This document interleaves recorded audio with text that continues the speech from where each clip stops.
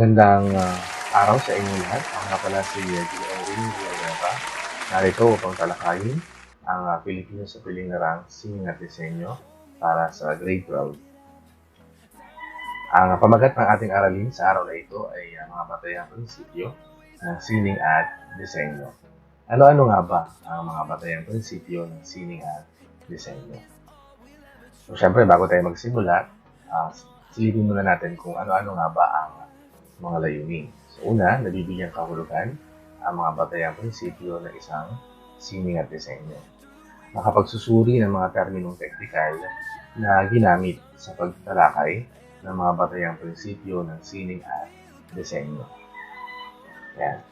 So, narito ang mga batayang prinsipyo ng sining at disenyo. Una, kaisahan. Kailangan magtaglay ang anumang disenyo ng kapantayan o congruity at kasunduan ng mga ginamit na elemento upang makapagpamalas ng isang komposisyon. Matatamo ang kaisahan sa pamamagitan ng visual na pagkapare-pareho ng mga hugis, elementong linear, at pag-uulit ng mga padron na tinawag ding harmonya. Sa puntong ito, pag sinabi natin kaisahan, mahalagang tinitingnan ang kapantayan o congruity. Ibig sabihin, sa isang likhang sining ay may mga elemento tayong pinakonsidera. At kailangan lahat ay pantay o lahat ay may papakita na congruent sa bawat isa. Dahil kung hindi natin masasabi na ito ay may unity o hindi natin masasabi na ito ay may kaisahan. Ang kaisahan sa isang disenyo ay laging nasa plano at kontrol ng manlilikha gaya ng pagkakaisa ng musikero at ng kanyang gamit ng instrumento o ng manunulat sa tema ng kanyang mga akda. Sa ganitong kasanayan, ng mabusising pagpaplano at kontrol ay nagagawa ng malilikha ng mapagkaisa ang mga padron o mga disenyo mula sa iba't ibang elementong kanya ginamit. Inaasahan sa anumang disenyo ang kaisang visual o tinatawag na visual unity na magtatampok sa pangingibabaw ng kabuuan kaysa mga bahagi sa isang komposisyon. So, ibig sabihin, sa kaisahan, hindi lang tinitingnan yung isang object, hindi lang tinitingnan yung isang elemento. Bagkus, kinakailangan lahat ng elemento na nasa isang likhang sining na yun ay present, ay kumbaga naroon para ito ay masabi na may unity o may kaisahan. Kapag lumitaw ang isang maliit na detalye laban sa tinatampok ng kabuuang padron o tema ng isang disenyo, masasabi may kakulangan ang malilikha sa aspetong ito ng kaisahan. Maaaring masuri ang paglalapat ng kaisahan sa isang disenyo sa pamamagitan ng mga konseptong proximidad. Ito yung pagsasama-sama ng mga elemento na malapit sa isa't isa. Pangalawa, konseptong repetisyon o pag-uulit-ulit ng mga bahagi ng disenyo na makapag-uugnay sa mga ito bilang isa.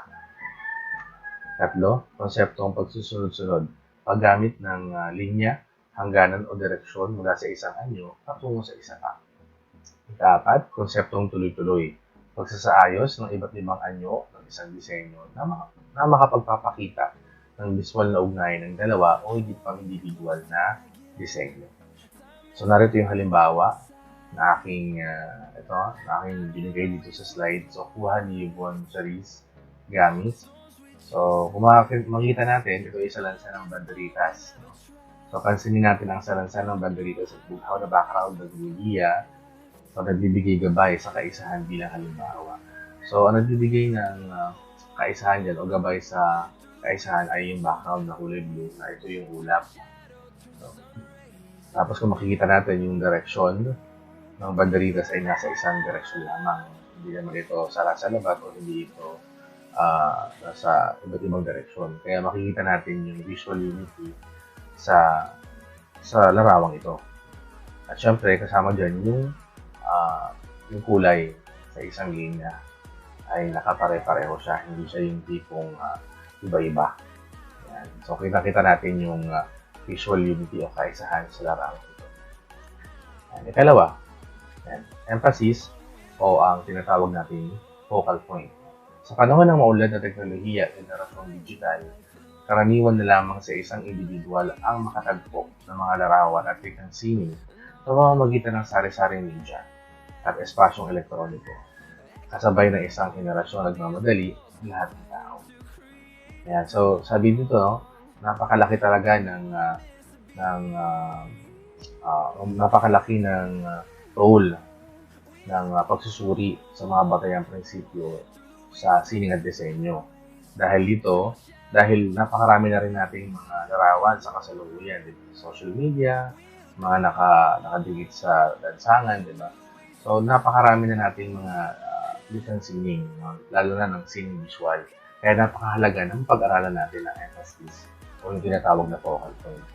So, mahalaga ang prinsipyo ng emphasis upang mahikayat ang isang tumutunghay na pagtuunan ng pansin ng isang likhang sining. Sa isang disenyo, ang elemento na binibigyan o tinatawag na focal point ang humihikayat na titigan at pagbasang mabuti at mapahalagahan ang mensahe ng isang likhang sining. Kadalasan sa mga sining visual, sa mga painting o sa mga pinta ay lagi talagang na-emphasis ang focal point kasi sa focal point madalas pinapakita ang mensahe. Doon nakikita yung mensahe sa isang sining visual. May mga likhang sining na walang focal point, ngunit nagtatagumpay pa rin dahil ang buong imahe ng disenyo ang mismong binibigyan diin nito. Masusuri ang paglalapat ng emphasis sa isang disenyo sa pamamagitan ng pagtukoy sa mga konsepto ng diin, sa contrast, pag-iiba-iba ng isang elemento sa iba pang pamamagitan ng kulay, imahe, anyo, sukat o hugis. Diin sa pagbukod o isolation, pag-iisa-isa o pagkakatuwalay ng isang elemento sa buong disenyo at diin sa paglulugar o placement. Maraming elemento na nakaturo sa isang item na nagpapalitaw sa mahalagang focus ng disenyo. So dito meron tayong may mga factors na kinakailangan natin isaalang-alang para matukoy natin ang focal point emphasis sa isang sining visual. So yung contrast, yung pag-iiba-iba ng kulay. So meron tayong matingkad na kulay, mapusyaw na kulay. So pag halimbawa yung background sa isang larawan, binabaan mo ng contrast, magiging malabo o mapusyaw. Tapos pwedeng maglagay ka ng isang object sa gitna at gawin mo matingkad ang kulay. So sa punto ko yun, yung object na nilagay mo sa gitna at ginawa mo matingkad ang kulay, yun yung lalabas na focal point o yung focus sa larawan yun. Siyempre, pangalawa, yung diin sa isolation. Madalas ginagamit ito sa mga dula sa entablado o mga dulang ka-entablado kung saan, halimbawa, ang bida ay nasa gitna o nasa gilid at lahat ay madilim, siya lang yung nasa spotlight. So, makikita na sa act na yun, sa particular na dula na yun, siya yung isolated. Hinihiwalay siya para mapunta doon yung focus ng mga manonood. So, ang tawag doon ay diin sa pagbukod o isolation. At syempre, pag sinabi naman natin paglulugar o placement, ginagamit din naman to sa entablado minsan. O kaya sa mga larawan kung saan may mga ibang elemento ang nakaturo sa isang object o sa isang character, sa isang play, for example. So doon, pag tinuro ng lahat, tinuro ng mas maraming tao, yung iisang tao sa dulang ka-entablado, ay makikita yung placement doon at matutukoy kung ano yung focus, ano yung focal point sa ganoong sitwasyon o sa ganoong forma ng sining. And so ito yung halimbawa natin dito, yung Parisian Life na ipininta ni Juan Luna noong 1892. Ayan. So makikita natin, ayan, may 4 na characters. So ito, mga lalaki, 3. Tapos ito yung babae sa gitna. So syempre, sasabihin natin agad, ito yung focal point. Diba? Pero bakit? Paano ito naging focal point? Meron bang kaugnayan yung mga objects sa paligid kung bakit ito yung naging focal point, yung babae sa gitna? So tignan natin, Ayan. So tignan natin yung mga arrows na nilagay ko. So makita natin yung mga lalaki dito sa gilid, tila nakatitig sila doon sa babae. So merong pag-emphasize na sila ay ito yung focus ng kanilang tinitingnan. Ano pa, yung mga object na nasa paligid. Diba? Makikita natin yung edge ng lamesa. Tila nakaturo doon sa babae. Meron din naman yung upuan na nakaharap, hindi naman nakapaling yung upuan doon or dito or sa kaliwa. Hindi ito ay nakapaling sa babae yung direksyon niya, yung upuan. Kung makita natin yung quote, and ang direksyon din ng coat ay parang nakaturo dun sa babae. Ganoon din naman yung hat, yung sombrero. At syempre sa taas, hindi man masyadong pansinin, ay ito yung dyaryo na kung makikita natin yung angulo ng dyaryo ay nakaturo din dun sa babae. So yan ay interpretasyon ng mga pintor na tumingin sa Parisian life ni Juan Luna. So makikita natin may ugnayan pala o may ugnayan ibang elemento, no, doon sa babae na nasa gitna na elemento rin naman sa sining visual na ito. Na tumulong yung mga elemento na yun na binanggit ko kanina para ma-emphasize yung babae sa gitna na siyang focal point sa larawang ito. Okay, tuloy tayo. Proportion. No? Sa pagpapakahulugan ni Giro 1795, ang proportion ay tumutukoy sa relatibong sukat at eskala ng sari-saring elemento sa isang disenyo. Tumutukoy ito sa isyu ng mga ugnay ng mga bagay o bahagi ng kabuuan. Lumilikha ito ng tiyak na sukat sa isang disenyo na maaaring bumabalikwa sa iba pang elemento o sa iba pang batayan o kamantayan. So, kung sinabi natin proportion, ito yung relatibong sukat, relative na measurement, ano, at eskala or scale. Pinag-uusapan natin yung pagkapantay-pantay sa isang eskala ng iba't ibang mga elemento sa loob ng isang likhang sining. And ibig sabihin, may pinagbabatayang pamantayan o standard reference ang manilikha upang maiposisyon ang prinsipyo ng proportion sa kanyang disenyo. Okay, malaking isyu sa anumang likhang sining ang angkupan ng sukat na inaangkupan ng disenyo.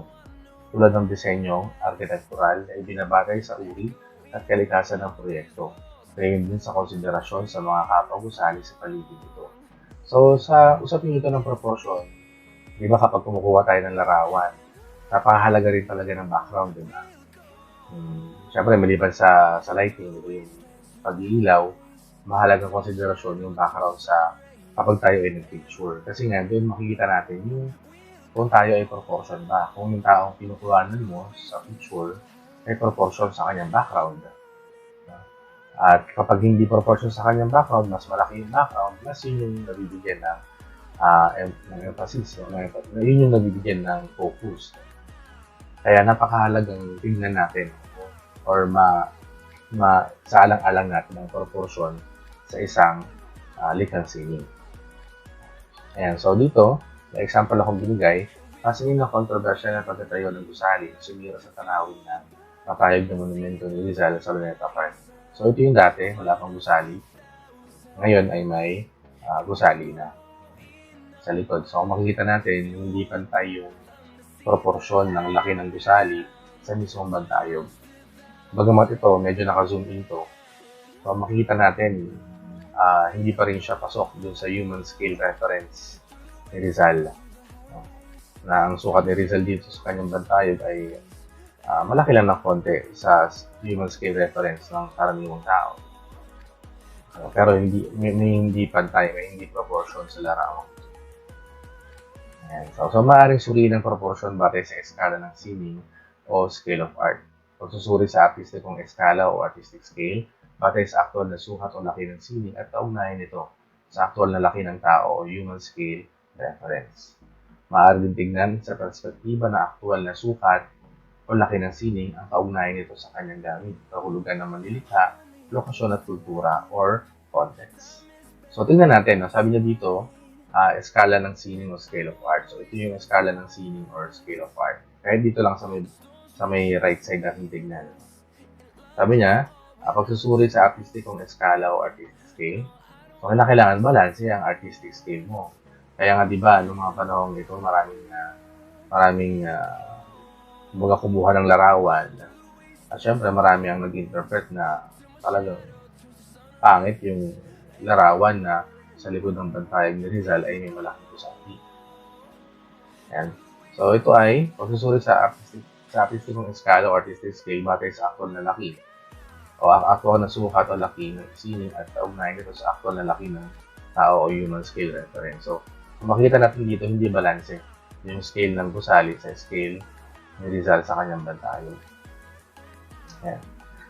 Sabi dito, maaari din suriin ang proportion batay sa eskala sa loob ng isang sining o scale within art na nakapokus naman sa pagsusuri sa artistikong eskala o artistic scale, pati sa sukat o laki ng mga elementong ginamit sa loob ng isang silid. At kaugnayan nito sa iba pang bahagi o unit, o yung tinatawag na internal proportions. So, malinaw na maliban doon sa halimbawang ito, kinumpara natin yung bantay sa kanyang background, diba? So, ito, scale outside the art. Maaari gano'n. So, ito namang larawang ito is scale within art.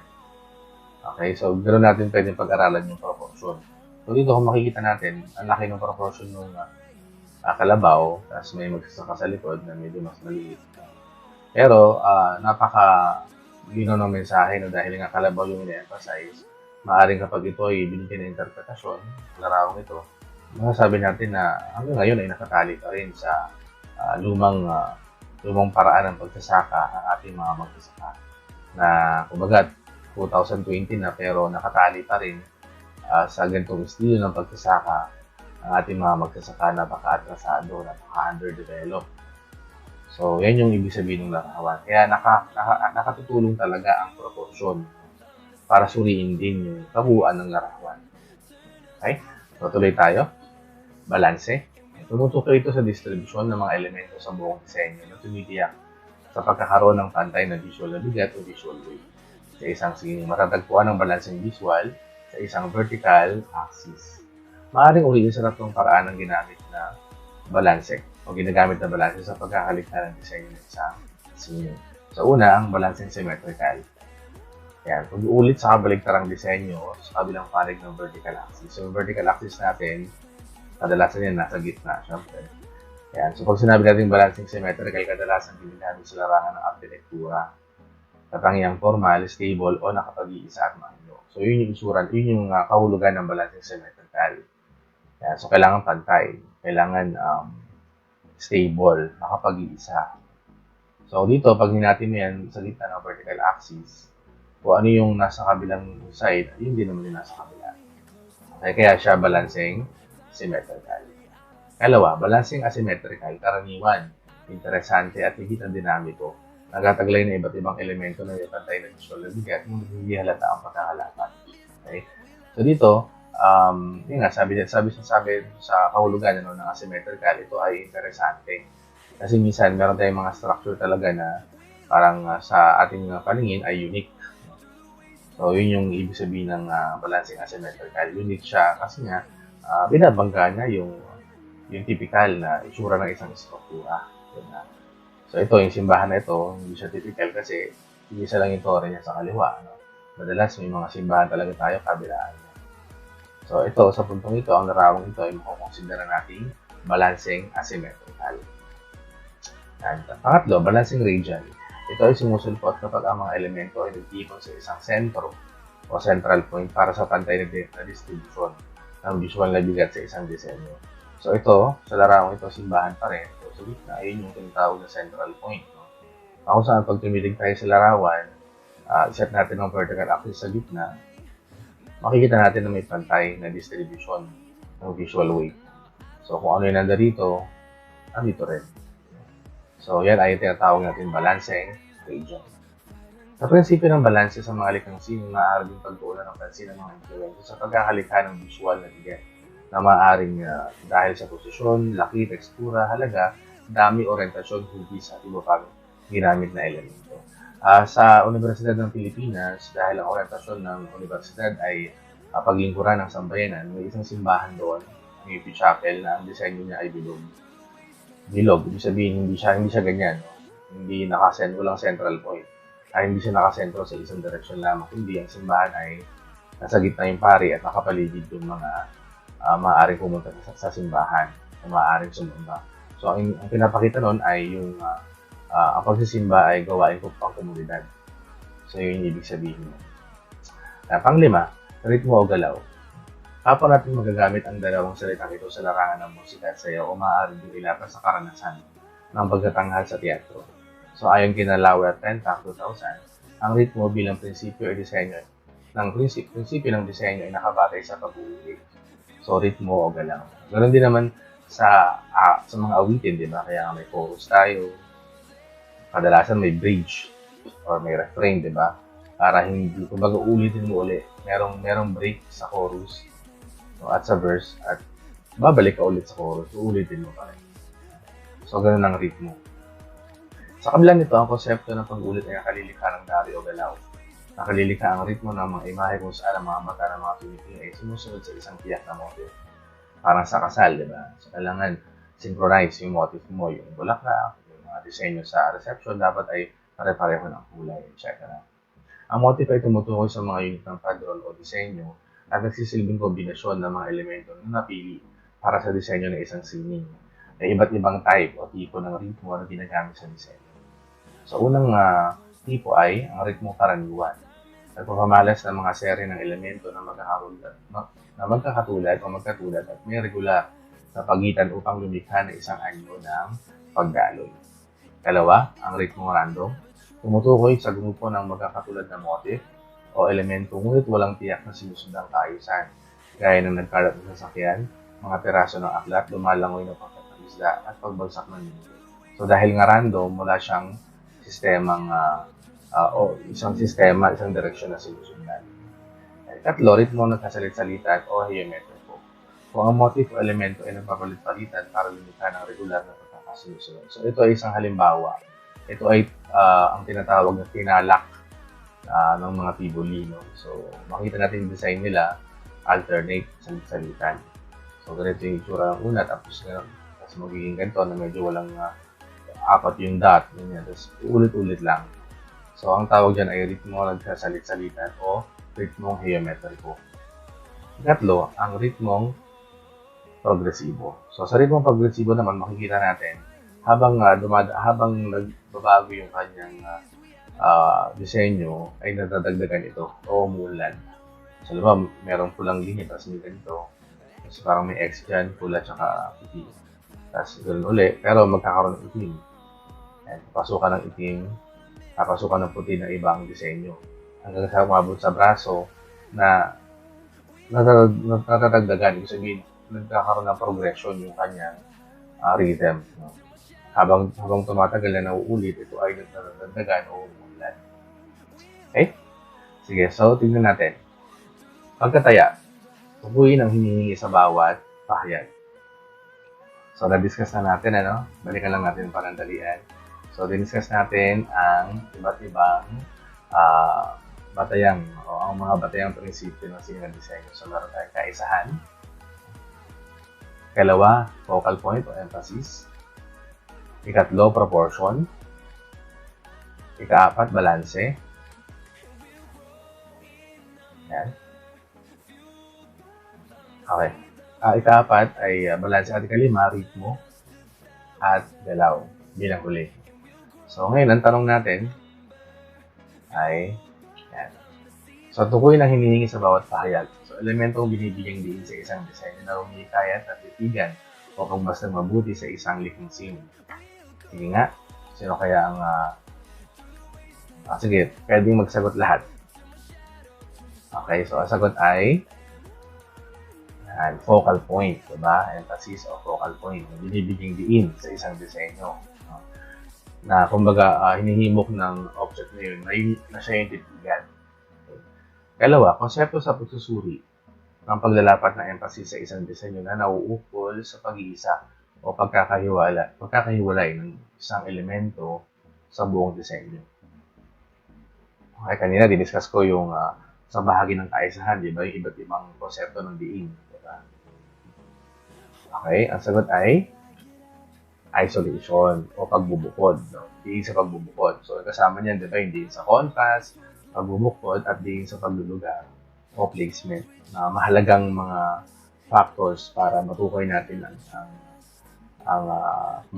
ang focus sa isang likhang sining.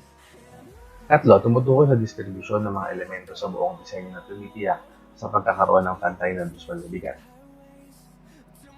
Okay, ang sagot ay balanse.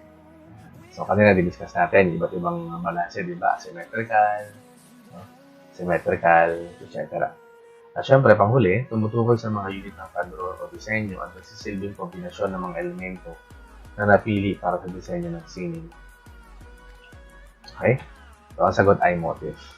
So, kagaya nga sa isang kasal na iisa ang motif. So, yung disenyo ay synchronize. Kulay, yung bulaklak, yung damit ng mga bisita. Diba?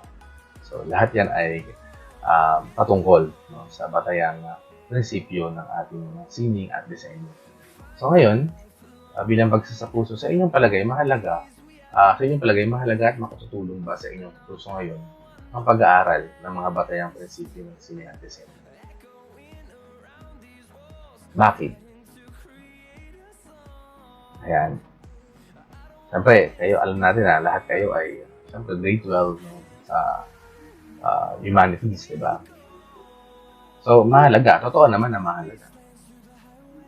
No? At siyempre, makatutulong. Pero ang mahalagang tanong, bakit kaya?